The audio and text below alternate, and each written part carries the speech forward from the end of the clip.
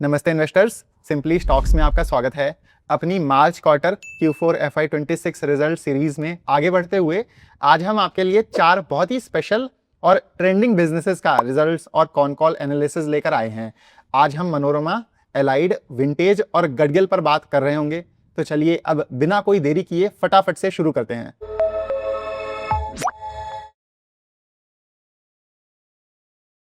आज का पहला बिजनेस जो हम कवर करेंगे वो है मनोरमा इंडस्ट्रीज। मनोरमा काफी समय से हमारा पोर्टफोलियो स्टॉक रहा है और इसको हम ना अपनी सिंपली स्टॉक्स कम्युनिटी में और चैनल पर भी काफी समय से कवर करते आए हैं। फिर भी अगर कोई नए इन्वेस्टर्स हैं आप में से, तो हम शॉर्ट में इसका बिजनेस मॉडल बता देते हैं।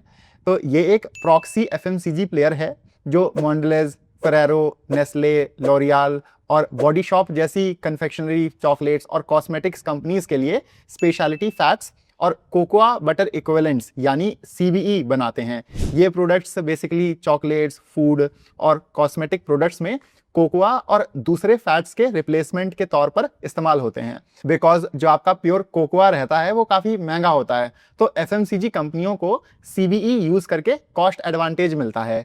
मनोरमा ये स्पेशलिटी फैट्स मैंगो, शिया, सैल सीड्स से बनाती है, जो ये इंडिया और अफ्रीका के जंगलों से सोर्स करते हैं। अब चलिए सीधा इनके Q4 माने कि मार्च क्वार्टर के रिजल्ट्स पर आते हैं।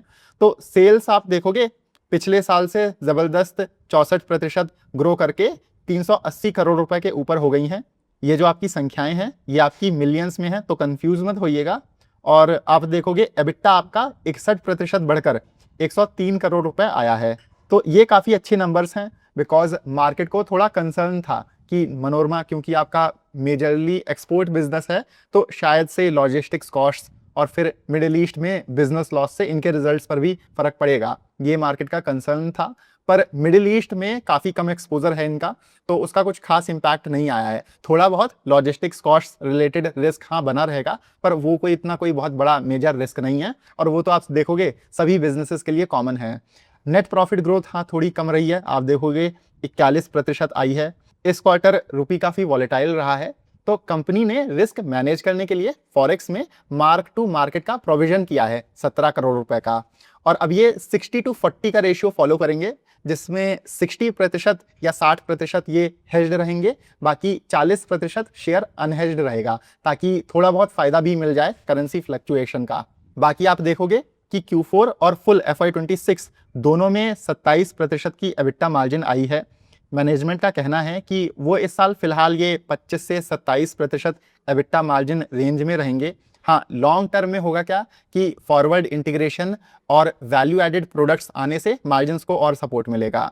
जैसे पहले के सेल्स में CBE का कंट्रीब्यूशन इनके बिजनेस में सिर्फ 10% के आसपास था, जो अब बढ़कर लगभग 30% हो गया है। तो ये जो मार्जिन एक्सपेंशन हुआ है ये CBE का जो शेयर बढ़ा है ये ड्राइव किया है। ऐसे ही फ्यूचर में कंपनी को मार्जिन्स और रियलाइजेशंस माने कि सेल प्राइस बढ़ाने में मदद मिलेगी। हाँ, एक चीज़ है कि आप देखोगे कि ग्रॉस मार्जिन है वहाँ पर आपको गिरावट देखने को मिलेगी। इसका कारण क्या है कि वैसे जो इनका मेन प्लांट है वो रायपुर में है, पर पिछले एक साल में FY26 में ही कंपनी की अफ्रीका, UAE और ब्राजील में 9 सब्सिडरीज ऑपरेशनलाइज हुई हैं अलग अलग पर्पजेस के लिए। तो वहां भी सभी चीजें सेटअप हो रही हैं, इसलिए ग्रॉस मार्जिन पर फर्क पड़ा है। पर वो देखिए कोई बहुत मेजर प्रॉब्लम नहीं है, वो ओवर टाइम फिक्स हो जाएगी। और 40 से 50% ग्रॉस मार्जिन की जो ब्रॉड रेंज है वो मैनेजमेंट ने दे ही रखी है कि इतना तो फ्लक्चुएट हो ही सकती हैं। अब मनोरमा के केपेक्स और एक्सपेंशन प्लान्स पर हम लोग बात कर लेते हैं, वो ज़रूरी है। तो इन्होंने ना डी बॉटलनेकिंग, मतलब कि आप ऐसे समझ लो कि एक तरीके से खूब सारे चेंजेस करके, प्रोसेसेस बेहतर करके अपने सेकंड मतलब दूसरे सॉल्वेंट फ्रैक्शनेशन प्लांट की कैपेसिटी 25,000 टन्स पर एनम से बढ़ाकर 32,500 TPA कर ली है। ऐसे ही एक डी बॉटलनेकिंग एक्सरसाइज फर्स्ट प्लांट के लिए भी FY27 में मतलब इस साल की जाएगी, और इनका भी कैपेसिटी यूटिलाइजेशन लगभग 85% के आसपास है। तो वैसे तो प्रोडक्शन बढ़ाने का स्कोप है ही, और फिर ये डी बॉटलनेकिंग करके थोड़ी और कैपेसिटी बढ़ जाएगी। और डी बॉटलनेकिंग का फायदा क्या है स्पेशली कि बिना कोई बहुत ज़्यादा हैवी केपेक्स किए कैपेसिटीज़ आपकी बढ़ाई जा सकती हैं थोड़ी बहुत। इसके अलावा ये 5 से 10% रेट्स भी बढ़ा रहे होंगे अपने प्रोडक्ट्स के। तो मोटा माटम हम ये कह सकते हैं कि कंपनी के पास अच्छा खासा स्कोप है इस साल FY27 में और फिर अगले साल FY28 में भी अपनी सेल्स ग्रो करते रहने का। मैनेजमेंट ने कोई गाइडेंस नहीं दी है फिलहाल इस साल के लिए, पर जिस हिसाब से ग्रोथ लेवल्स हमें सामने दिख रहे हैं तो हम 25 से 30% कम से कम ग्रोथ की उम्मीद रख सकते हैं मनोरमा से। और उसके बाद के लिए ये लगभग 460 करोड़ रुपए का इन्वेस्टमेंट कर रहे हैं। इसमें ये एक cocoa butter alternatives plant CBA जिसे बोलते हैं, थर्ड सॉल्वेंट फ्रैक्शनेशन प्लांट और 90,000 मेट्रिक टन्स पर एनम की रिफाइनरी कैपेसिटी ला रहे हैं। SF3 प्लांट की कैपेसिटी 75,000 टन्स की होगी। ये projects high value products introduce करने में मदद करेंगे जहां आपके मार्जिन्स और बेहतर हो सकते हैं। तो ये इनके ग्रोथ प्लान्स हैं जो मनोरमा को आगे भी फोकस में रखेंगे। बाकी यहीं आप देखोगे कि इन्होंने अफ्रीका के बुर्किना फासो में भी थोड़ा बड़ा केपेक्स किया है 120 करोड़ रुपए का। अभी क्या होता है कि ये अफ्रीका से आपके रॉ सीड्स मतलब कच्चे सीड्स इंपोर्ट करते हैं, पर फ्यूचर में ये उन्हें वहीं बेसिक प्रोसेसिंग करके भारत में क्या करेंगे कि डायरेक्टली बटर फॉर्म में या ऑयल फॉर्म में भेजेंगे। तो ये भी एक बड़ा ट्रिगर है। हम बताते हैं कैसे कि होता क्या है कि जो भी आपका ये जो बीज होता है या रॉ मटेरियल हम लोग बोल लें, इन्हीं की लगभग आपकी 45 से 60% की कॉस्ट है इस बिजनेस में। तो एक तो इनकी लॉजिस्टिक्स की कॉस्ट कम हो जाएगी और दूसरा कि बीज जब आपका तुरंत प्रोसेस किया जाएगा तो उसमें और फैट निकलेगा। बिकॉज भारत में सीड्स लाते लाते होता क्या है, तब तक आपकी एफिशिएंसी थोड़ी सी गिर जाती है। तो ये जो बैकवर्ड इंटीग्रेशन है ये भी मार्जिन्स में आपको मदद कर रहा होगा। तो आपको देखिए 37 से 38 के पी पर एक अच्छा तेज ग्रो कर रहा एक FMCG या आप प्रॉक्सी FMCG बिजनेस बोल लो, ये मिल रहा है जिसे आप खुद से एक बारी स्टडी कर सकते हैं। मनोरमा आपका कॉस्ट प्लस बिजनेस मॉडल पर चलता है जो ना इसे काफी मोटेड बिजनेस मॉडल बनाता है। कॉस्ट प्लस मतलब कि आप ऐसे समझो कि मनोरमा ने एक तरह से अपने कस्टमर्स को बता रखा है कि देखिए इतनी इतनी हमारी कॉस्ट होती है, उस पर हम 40 से 50% की ग्रॉस मार्जिन लगाकर आपको बेच रहे हैं। तो यहाँ आपकी कस्टमर की स्टिकीनेस भी काफ़ी हाई रहती है और ये मॉडल कॉम्पिटिटर्स को भी दूर रखता है। बाकी एसेट टर्न्स काफ़ी अच्छे हैं, आप देखोगे ये काफ़ी हाई रिटर्न रेशियोज वाला बिजनेस है। तो एक बारी हमको लगता है आपको इसे देखना चाहिए। मनोरमा के बाद चलिए अब हम लोग alcohol stock, allied blenders and distillers यानी कि ABD को भी स्टडी कर लेते हैं। तो ऑफिसर्स चॉइस और स्टर्लिंग रिजर्व अगर आप जानते हो, ये दो एलाइड की मशहूर ब्रांड्स हैं, विस्की ब्रांड्स हैं। इसके अलावा इनकी आइकॉनिक विस्की भी काफ़ी हिट रही है जो थोड़े साल पहले 2-3 साल पहले इन्होंने लॉन्च की थी और वो इनके लिए अच्छी ग्रोथ लाई है। एलाइड ने रैडिको की प्लेबुक फॉलो करके अपने प्रीमियम माने कि प्रेस्टीज एंड अबव मतलब सुपर प्रीमियम से लग्जरी पोर्टफोलियो में कई सारे नए प्रोडक्ट्स लॉन्च किए हैं, जैसे कि रशियन स्टैंडर्ड वोडका, जोया जिन, वुडबर्न्स विस्की जैसे कई नए लॉन्चेस हैं जो अभी अच्छा कर रहे हैं। और हाल ही में तो ये अमर सिन्हा जी को भी MD पोजीशन पर लेकर आए हैं। अमर सिन्हा आपके पहले रैडिको में चीफ ऑपरेटिंग ऑफिसर हुआ करते थे। तो ये जो मैनेजमेंट चेंज है ये भी एक काफ़ी पॉजिटिव डेवलपमेंट है। अब अमर सिन्हा यहाँ पर आके इसे और स्केल अप कर रहे होंगे। ABD का बिजनेस हो क्या रहा है कि अब धीरे धीरे आपका मास मार्केट मतलब लो मार्जिन अल्कोहल से निकलकर प्रीमियम और लग्जरी हाई मार्जिन अल्कोहल्स पर शिफ्ट हो रहा है। और होता क्या है कि महंगी अल्कोहल्स में 40% तक की मार्जिन होती है। तो ये जो लग्जरी पोर्टफोलियो से हो क्या रहा है कि मार्जिन आपके एक्सपैंड हो रहे हैं और ऐसे में प्रॉफिट ग्रोथ आपकी और अच्छी आएगी। कंपनी का P&A यानी कि प्रेस्टीज एंड अबव पोर्टफोलियो आप देखोगे कि Q4 में भी तेजी से ग्रो किया है। P&A वॉल्यूम्स आपके 20.5% ग्रो हुई हैं और अब ओवरऑल सेल्स में कंट्रीब्यूशन लगभग 58% इसी सेगमेंट से आता है। सेल्स वाइज आप देखोगे लग्जरी पोर्टफोलियो में 24% ग्रोथ आई है। ये बहुत ही अच्छे नंबर्स हैं बिकॉज आप एक चीज़ समझो कि अल्कोहल ना आपका कोई बहुत ज़्यादा हाई ग्रोथ सेक्टर नहीं है कि आप 50-60% टाइप सेल्स ग्रोथ एक्सपेक्ट करो। तो ये भी नंबर्स बहुत अच्छे हैं।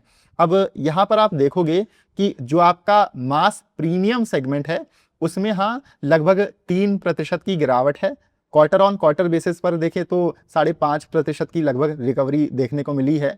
इनका जो ये रेगुलर अल्कोहल्स का मास प्रीमियम सेगमेंट है वो हाल ही में हुए साउदर्न स्टेट्स में चेंजेस की वजह से अफेक्ट हुआ है और तेलंगाना जैसे इनका एक मेन मार्केट है तो वहाँ पर परफॉर्मेंस में डिप है बिकॉज जो भी चेंजेस हुए हैं। इसके अलावा जो इनकी फ्लैगशिप ब्रांड है ऑफिसर्स चॉइस, वो भी थोड़ा आपका डिक्लाइन हुई है पिछले कुछ क्वार्टर्स में। तो थोड़ी बहुत रिकवरी हाँ हमें देखने को मिल रही है, पर ओवरऑल इन्हें यहाँ पर वर्क करना पड़ेगा। और इनका अब यहाँ पर ऑफिसर्स चॉइस की डीग्रोथ रोकने के लिए काफ़ी फोकस है, मैनेजमेंट इसको हाईलाइट किया है। और मैनेजमेंट का कहना है कि यहाँ से मास प्रीमियम में आप वॉल्यूम्स में 5 से 6% के रेट से ग्रोथ एक्सपेक्ट कर सकते हो। मेन फोकस आपका प्रेस्टीज एंड अबव पोर्टफोलियो पर ही रहेगा, जहां मैनेजमेंट ने 17 से 18% ग्रोथ का गाइडेंस दिया है। तो ये काफ़ी स्ट्रॉन्ग ग्रोथ गाइडेंस है। अब इससे पहले हम लोग आगे बढ़ें, आप यहाँ एक चीज़ नोटिस करो कि मास प्रीमियम में जो भी जीरो ग्रोथ आई है वॉल्यूम्स वाइज, या सेल्स आपकी 3% गिरी हैं, तो ओवरऑल उस वजह से सेल्स ग्रोथ आपकी बस 11% आई है, या पैसे समझ लो 9% आई है, जो भी आपको नंबर लेना है। पर जो मेन ट्रिगर है लग्जरी पोर्टफोलियो का, वो तो अच्छा ही किया है। माने कि लो मार्जिन बिजनेस जो एलाइड में है, वो इनके ट्रू नंबर्स को हाइड कर रहा है। आप ऊपर ऊपर से देखोगे तो आपको कोई खास ग्रोथ नहीं दिखेगी सेल्स में, पर प्रॉफिट ग्रोथ तो फिर भी काफ़ी अच्छी आई है। और यही आप इनके रिजल्ट्स में भी देखोगे कि इधर आप देखो, सेल्स 9% ग्रो करके 1000 करोड़ रुपए से ऊपर की हो गई हैं Q4 में, पर एबिटा आपका तेज रेट से 21% ग्रो किया है। एबिटा मार्जिन भी आपकी 16% लगभग से बढ़कर आपकी 18% टच कर रही है, और पूरा आप देखोगे लगभग 2% पॉइंट्स का इंप्रूवमेंट है एबिटा मार्जिन में। तो ये बहुत ही अच्छी परफॉर्मेंस है। और प्रीमियम प्रोडक्ट्स का कंट्रीब्यूशन बढ़ने, और जो भी हाल ही में इन्होंने बैकवर्ड इंटीग्रेशन प्रोजेक्ट्स किए हैं, उस वजह से मार्जिन्स में हमें एक्सपेंशन देखने को मिला है, मार्जिन्स बेहतर हुए हैं। हालांकि नेट प्रॉफिट आप देखोगे 52% गिरकर बस 38 करोड़ रुपए आया है। पर आप समझो कि ये कोई ऑपरेशनल या बिजनेस वीकनेस की वजह से नहीं हुआ है। कंपनी अभी केपेक्स कर रही है ना, तो डेप्रिसिएशन और आपका केपेक्स रिलेटेड इंटरेस्ट कॉस्ट बढ़ गए हैं, जो भी इन्होंने लोन लिया था, और थोड़ा टैक्स एडजस्टमेंट्स की वजह से भी पैट में प्रेशर देखने को मिला है। पर जो आपकी कोर ऑपरेटिंग परफॉर्मेंस है वो तो ठीक ही रही है, और आने वाले क्वार्टर्स में रिजल्ट्स आपके नॉर्मलाइज हो जाएंगे, और फिर आपका जो मास प्रीमियम पोर्टफोलियो है वो भी आपका स्टेबल होगा, तो वापस से आपको टॉप लाइन ग्रोथ भी दिखने को मिलेगी। अब फटाफट से इनके ग्रोथ और केपेक्स प्लान्स देख लेते हैं, वो ज़रूरी हैं। तो एबीडी अपनी ईएनए, मॉल्ट और पेट बॉटल्स की मैन्युफैक्चरिंग कैपेसिटी बढ़ाने के लिए 525 करोड़ रुपए का केपेक्स कर रहा है। ये कैपेसिटी आने से होगा क्या कि इनके मार्जिन्स और बेहतर होंगे। कुछ कैपेसिटी इनकी लाइव हो गई है, बाकी और आएंगी। जैसे तेलंगाना का जो पेट बॉटल का मैन्युफैक्चरिंग प्लांट है, वो Q2 में ऑपरेशनल होकर Q3 में एबिटा पॉजिटिव भी हो गया था। अब इनके FY27 में मार्जिन्स होगा क्या कि हाँ, वो आपके FY26 जैसे ही रहेंगे।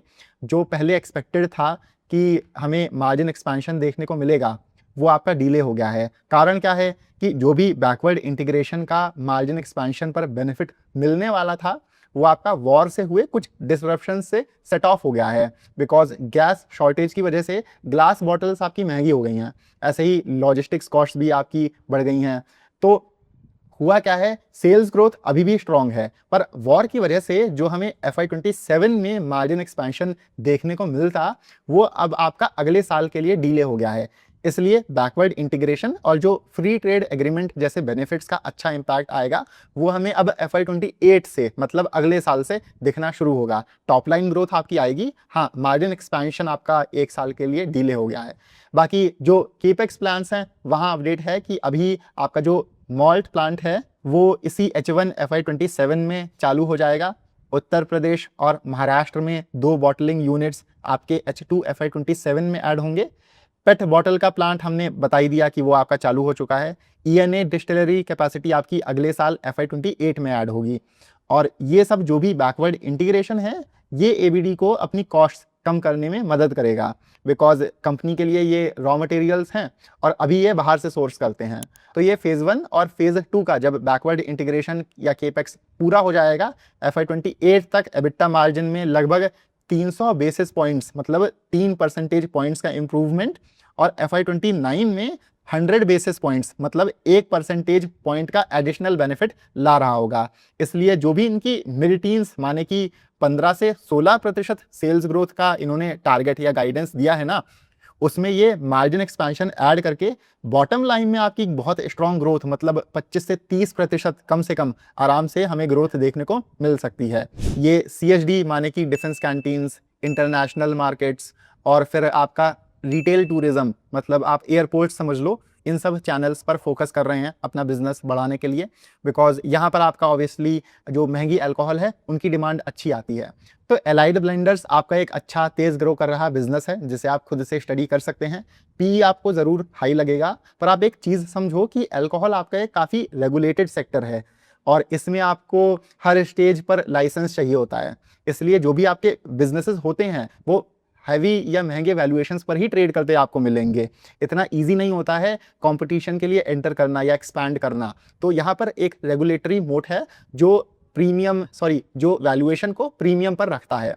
अब एलाइड में बॉटम लाइन ग्रोथ के कई सारे ट्रिगर्स हैं और साथ में आपको यहाँ पर री रेटिंग का भी स्कोप है। यहाँ पर बाकी जो ये मास मार्केट का पोर्टफोलियो अफेक्ट हुआ है वो ट्रू पोटेंशियल को या एक तरीके से ट्रू रिजल्ट्स को हाइड कर रहा है। एबीडी उस वजह से और फिर जो गैस शॉर्टेज के अराउंड कंसर्न्स थे उनकी वजह से करेक्ट हुआ है, पर प्रीमियम पोर्टफोलियो तो अच्छा ही कर रहा है। और फिर यहाँ पर मार्जिन्स भी इतने स्ट्रांग हैं कि ये जो कॉस्ट प्रेशर आया है ग्लास बॉटल्स का दाम बढ़ने से वो इजीली एब्जॉर्ब कर सकते हैं। तो आप समझो कि कैसे लो मार्जिन रेगुलर अल्कोहल्स का बिजनेस जो है वो इनकी ग्रोथ स्टोरी और फिर रिजल्ट्स को हाइड कर रहा है। आप ऊपर ऊपर से देखोगे तो कोई आपको खास ग्रोथ नहीं दिखेगी सेल्स में, पर उसकी वजह से यहाँ अपॉर्चुनिटी जरूर अच्छी बन गई है। पर दिक्कत क्या है कि एक आम रिटेल इन्वेस्टर के लिए पॉसिबल नहीं है कि इतना सारा समय देकर ये छोटी छोटी चीज़ों को स्टडी कर पाए, अलग अलग सेक्टर्स को, कंपनियों को इतना इन डेप्थ स्टडी कर पाए। अगर आपको एक अच्छा पोर्टफोलियो बिल्ड करना है आपको यही चीज़ें करनी पड़ेंगी कि आपको कई यूनिक स्ट्रॉन्ग मॉडल्स को ट्रैक करना पड़ेगा और ऐसे स्पेशल बिजनेसेस को ढूंढने में और ये सब चीज़ों को, बारीकियों को देखने में ना काफ़ी टाइम लगता है, काफ़ी मेहनत करनी पड़ती है, स्टडी करना पड़ता है, समय लगता है, कई बारीकियां होती हैं। तो इसीलिए हमने सीरियस इन्वेस्टर्स के लिए एक पर्सनल व्हाट्सएप कम्युनिटी बनाई है जहां हम 75 से ज़्यादा अच्छे अच्छे बिजनेसेस को आपके लिए क्लोजली ट्रैक करते हैं। उनके business model, valuation, risk factors, कैसे रिजल्ट्स आ रहे हैं, सब पर डिटेल में डिस्कशन होता है। यहाँ हम अपना पोर्टफोलियो भी शेयर करते हैं और वन ऑन वन आपके सारे डाउट्स भी क्लियर करते हैं। पर याद रहे ये एक पेड कम्युनिटी है और इसमें 2 प्लान्स हैं, 6,000 रुपये का 6 महीने के लिए और 10,000 रुपये का साल भर के लिए।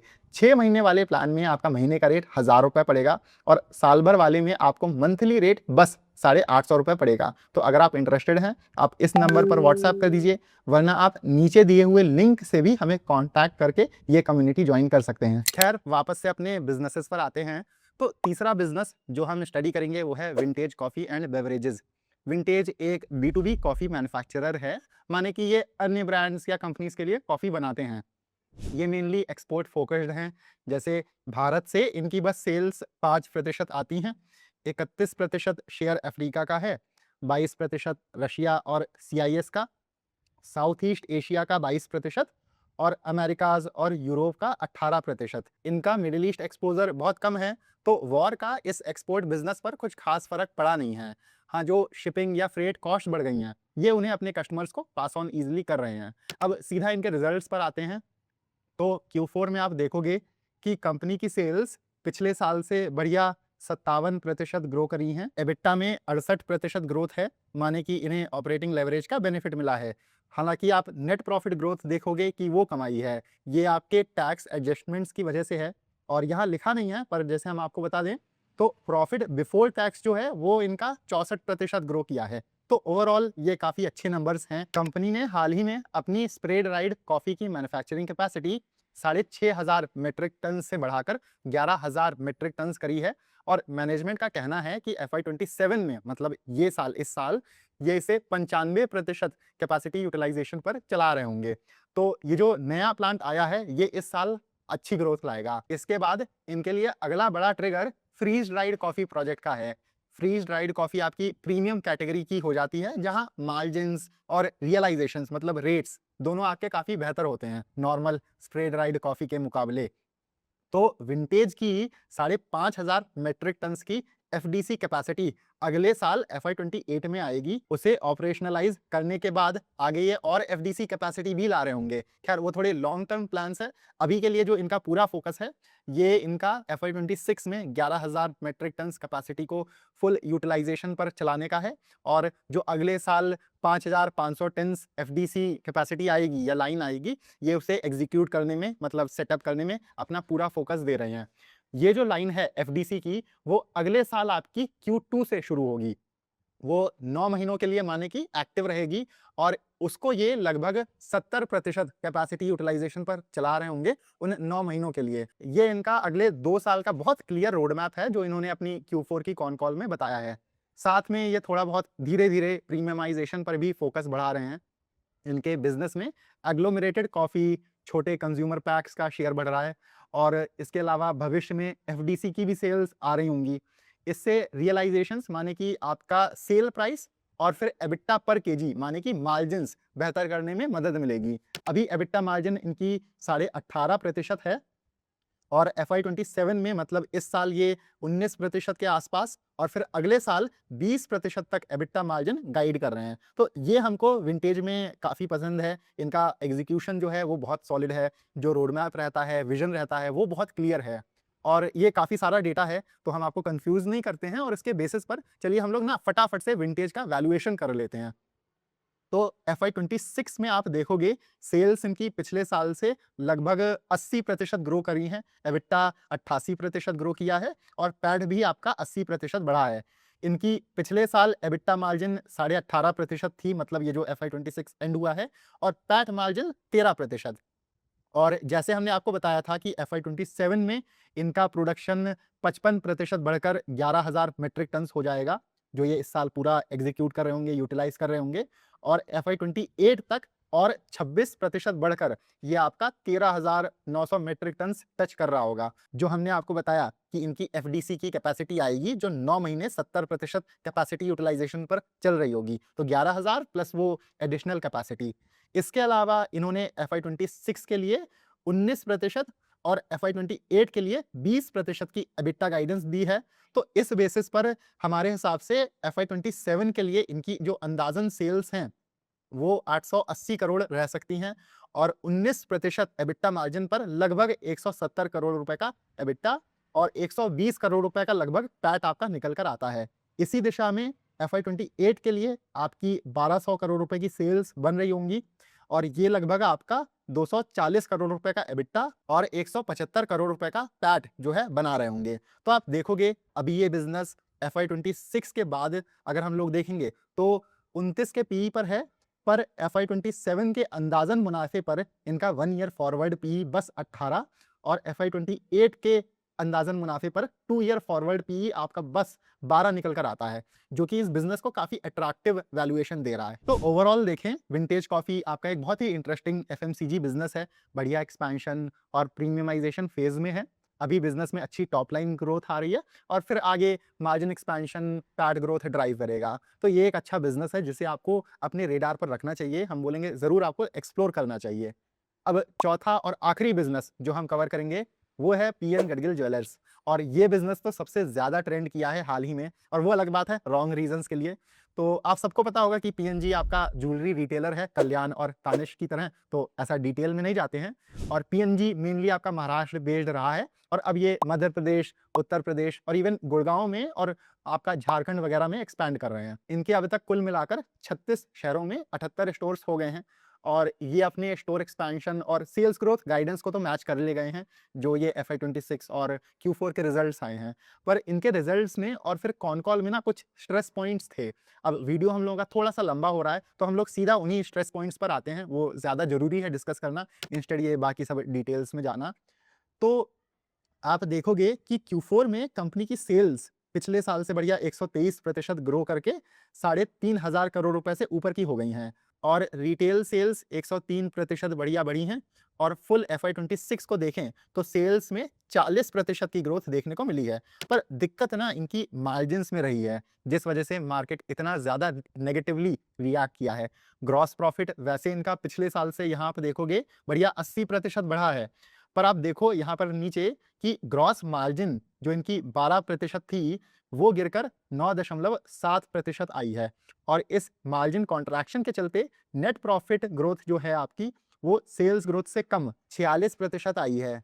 अब आप स्टैंडअलोन अगर देखोगे तो हाँ ये बहुत रिजल्ट्स अच्छे हैं, पर आप समझो कि मार्केट ना आपका कंपैरेटिवली देखता है और बाकी ज्वेलरी प्लेयर्स के रिजल्ट्स इनसे काफ़ी बेहतर आए हैं। तो होता क्या है, जो सेक्टर में कैपिटल होती है और खासकर अभी जब हम लोग इतना बेयर मार्केट में हैं, तो कैपिटल आपका बेस्ट स्टॉक को चेज़ करती है। जो आपका मार्केट का लैगार्ड होता है, वहाँ पर कैपिटल, एफआईआईज़ या डीआईआईज़ का पैसा नहीं जाता है, अनलेस एंड अनटिल वहाँ पर कुछ इम्प्रूव ना होने लगे। और गडगिल के साथ जो छोटी-सी प्रॉब्लम क्या है कि ये जो इतना इनका छोटा बेस है, मार्केट क्या एक्सपेक्ट करता है कि आप कल्याण से तेज़ ग्रो करोगे या टाइटन से तेज़ ग्रो करोगे। पर आप देखोगे ये ऑलमोस्ट एट पार टाइटन जैसी गाइडेंस दे रहे हैं ग्रोथ में। तो वो एक चीज़ हर्ट करती है कि जब आपको 20% ग्रोथ आप बोल रहे हो, तो हम टाइटन में ना चले जाएँ, या कल्याण तो आपसे बड़ा है, मतलब 5-6 गुना, 7 गुना जितना भी खैर बड़ा है, वो आपसे बेटर ग्रो कर रहा है या बेहतर तेज़ ग्रो कर रहा है। वापस से हम लोग अपने डिस्कशन में आते हैं। तो मैनेजमेंट का कहना है कि Q4 में सोने के सिक्के और बार्स का कंट्रीब्यूशन बढ़ने की वजह से मार्जिन्स पर काफ़ी प्रेशर देखने को मिला है। गोल्ड बार्स और कॉइन्स का कंट्रीब्यूशन 40% तक पहुंच गया है, जो पहले कम होता था सेल्स में। तो टू सम डिग्री ये देखिए कल्याण और टाइटन के साथ भी हुआ है, because across the sector gold as investment demand आपकी ज़्यादा आई है Q3 और Q4 में रेट बढ़ने की वजह से, मतलब और ज़्यादा लोग गोल्ड बार्स और कॉइन्स खरीदे हैं। और होता क्या है कि वहाँ पर मार्जिन्स कम होते हैं, मेकिंग चार्ज तो उन पर कुछ खास होता नहीं है।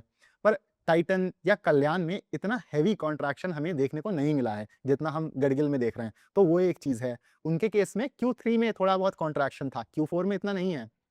साथ ही इन्होंने बताया कि इन्होंने फाउंडेशन डे हुआ था इनका, कुछ 75 स्टोर्स या 75 साल इनके कंप्लीट हुए हैं, उस वजह से इन्होंने सेलिब्रेट किया और ग्रैटिट्यूड डे कैंपेन्स चलाए, जिस दौरान मेकिंग चार्ज पर इन्होंने काफ़ी डिस्काउंट्स दिए और प्रमोशनल ऑफर्स दिए। उससे एज स्टडीड ज्वेलरी, जो कि हाई मार्जिन आपका प्रोडक्ट रहता है, मतलब जो भी आप समझ लो डायमंड ज्वेलरी होती है या कोई और सी स्टडीड जिसमें कुछ आपके जैसे हीरे मोती वो सब जाते हैं, तो उनका कंट्रीब्यूशन कम रहा है, बिकॉज़ इन्होंने ज़्यादा प्रमोशनल ऑफर्स दे दिए, मेकिंग चार्ज पर डिस्काउंट दे दिया।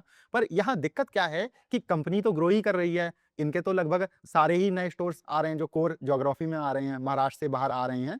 तो ऐसे में तो होगा क्या कि ये जो प्रमोशनल ऑफर्स हैं, ये तो आपके कॉन्स्टेंटली चलते रहेंगे। ऐसा तो है नहीं कि जो भी आपका फाउंडेशन डे है, वो अगले साल नहीं होगा, गुड़ी पड़वा अगले साल नहीं पड़ेगा। या इन्होंने एक और कारण दिया कि इनका जो फ्रेंचाइजी स्टोर्स का जो फोकस है, तो इस क्वार्टर कई सारे फ्रेंचाइजी स्टोर्स एक साथ लाइव गए और वहाँ पर मार्जिन्स कम होते हैं, तो मार्जिन पर हिट आया है। पर वहाँ भी यही काउंटर है कि ऐसे तो आपका गोइंग फॉरवर्ड भी फ्रेंचाइजी स्टोर्स पर ज़्यादा फोकस है, तो गोइंग फॉरवर्ड भी आपकी जो ग्रॉस मार्जिन है, वो इम्पैक्ट होती रहेगी।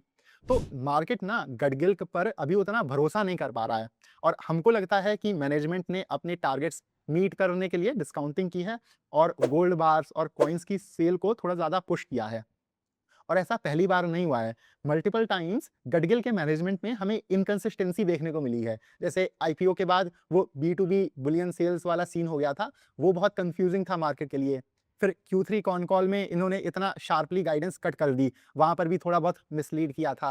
पहले ये लोग बोलते थे कि हम लोग इतने सारे स्टोर्स खोलेंगे, बाद में आके बोल रहे हैं कि हम लोग लाइफस्टाइल स्टोर्स खोलेंगे। जो मेन इनके पीएन गडगिल के स्टोर्स हैं, वो ना खोलकर ये लोग जो छोटे फॉर्मेट के स्टोर्स होते हैं लाइफस्टाइल, वो खोलेंगे। तो हुआ क्या कि आपने वैसे शुरू में मार्केट को ऐसे लॉलीपॉप दिखाकर, बड़े स्टोर्स का स्टोर काउंट एक्सपेंशन का दिखाकर आपने मार्केट को अट्रैक्ट किया और बाद में आप आकर बोल रहे हो कि हम तो छोटे-छोटे स्टोर्स खोल रहे हैं और अब ये जाके गोल्ड बार्स और कॉइन्स वाला केस हो गया।